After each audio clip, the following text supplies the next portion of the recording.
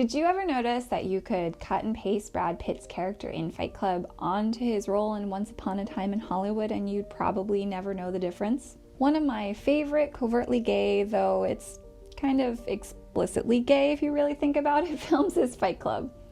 Although I don't have fuzzy feelings about the detrimental and inaccurate portrait of anarchists in the film, I do love how it directly addresses the misogyny in the gay community while also highlighting the poisonous and nefarious nature of consumerism. If you're sensitive to spoilers, I'd highly suggest that you stop my video here, bookmark it for later, watch these two films, and then return to my analysis. So, imagine my shock and dismay when I watched Once Upon a Time in Hollywood and saw Brad Pitt, who impeccably portrayed the iconic Tyler Durden in Fight Club, playing Cliff Booth, a watered-down, introverted version of Durden. Maybe you're thinking, what's so wrong with seeing a little bit of Tyler again in Cliff's character? My gripe about this is the fact that Durden is blatantly, unequivocally the villain of Fight Club. As he should be, considering his treatment of Marla, general disdain for women, and careless disregard for human life.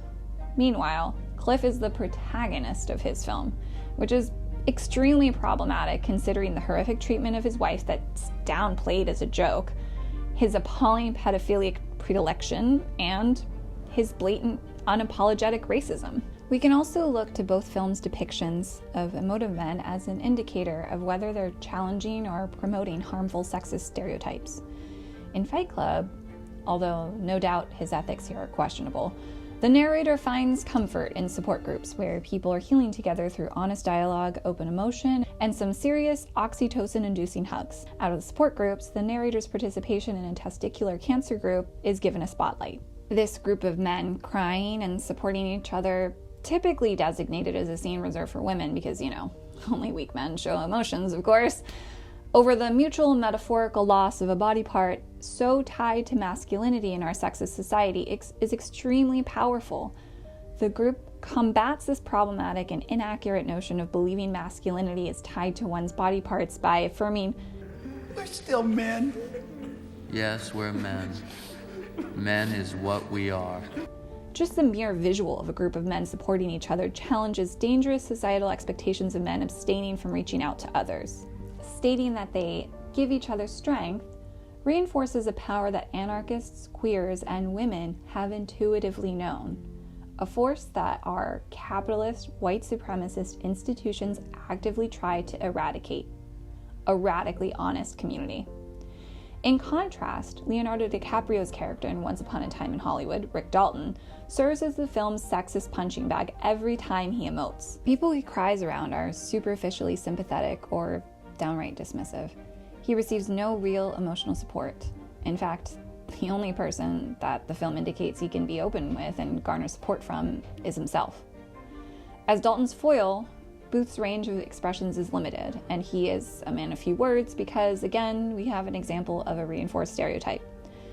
The enigmatic, reticent, non-communicative man is more attractive and stronger. He doesn't even react when he's stabbed in the leg. Though we're supposed to attribute this to him being high, this visual provides another instance of Cliff's strength in not feeling anything. Heaven forbid we entertain the idea of men communicating their feelings honestly. Only women are allowed to do that, right? His refusal to speak in the face of violence at the ranch mirrors Durden's scene where he confronts Lou. Although Fight Club's subversive themes have unfortunately been overlooked over the years, mostly by men, but that's hardly surprising considering how much homoeroticism goes over their heads already, I do have hope that when people revisit it, they'll see it for the visionary, cinematic artwork that it is.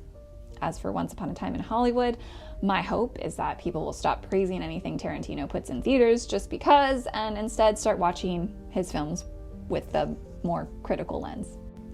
And with that, I'd like to close with a bell hooks quote that encapsulates Fight Club's warning to men. Same message that is unfortunately projected with reverence in Once Upon a Time in Hollywood. Quote, "The first act of violence that patriarchy demands of males is not violence towards women.